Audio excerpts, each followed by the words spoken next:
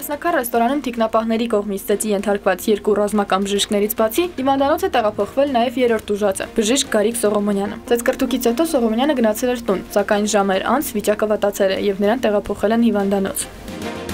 ԱՄՆ-ի, Ռուսաստանի եւ Ֆրանսիայի նախագահները հայտարարել են. Մենք ափսոսում ենք, որ Ադրբեջանի եւ Հայաստանի նախագահները վճռական քայլերի չդիմեցին Դովիլում մեր երկրների համատեղ կոչից հետո։ Մենք կոչ ենք անում առաջնորդներին ղեկավարվել ուժի եւ ուժի սպառնալիքի չկիրառման, տարածքային ամբողջականության, ազգերի ազատ եւ իրավահավասար ինքնորոշման դրույթներով։ Ռազմական ուժի կիրառումը չի հանգեցնի խնդրի լուծման, այլ կերկարաձգի տառապանքն ու դժբախտությունը։ Շուտով հետևեց Հայաստանի արտգործնախարար Էդվարդ Նալբանդյանի արձագանքը։ Մենք բազմիցս, ինչպես որ եռանախագահ երկրները, կոչ ենք արել զերծ մնալ ռազմատենչ հռետորաբանությունից։ Ադրբեջանը, ի տարբերություն Հայաստանի, մերժել եւ շարունակում է մերժել համանախագահ երկրների կողմից հրադադարի ռեժիմի ամրապնդմանը ուղղված առաջարկները, շփման գծից դիպուկահարների դուրսբերման, հրադադարի խախտումների, միջադեպերի հետաքննության մեխանիզմի ստեղծման վերաբերյալ։ Հայտարարությանն արձագանքել են նաև Ադրբեջանի արտգործնախարարությունից։ Մենք համաձայն ենք, որ չպետք է արհեստական ճանապարհով ձգձգել Ղարաբաղյան հակամարտության կարգավորումը, քանի դա ազդում է տարածաշրջանի ապագայի եւ ժողովուրդների ճակատագրի վրա։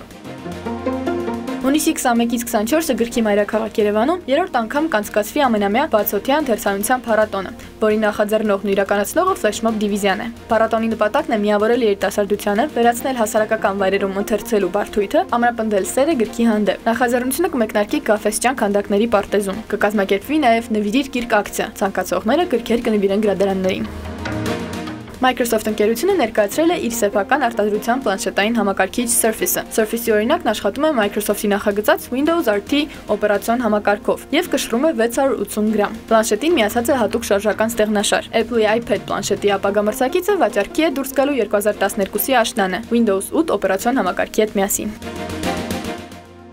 Կիրակի ֆրանսիացիները Ֆրանսուଆ Օլանդի սոցիալիստական կուսակցությանը սկուտերի վրա մատուցեցին պարլամենտի ստորին պալատի տեղերի մեծ մասը։ Վերին պալատի ղեկն արդեն սոցիալիստների ձեռքին է, ու հիմա նախագահը հայտնվել է շատ հետաքրքիր խնդրի առջև։ Նա չի կարող ունենալ ոչ մի արդարացում չկատարելու իր նախընտրական խոստումները։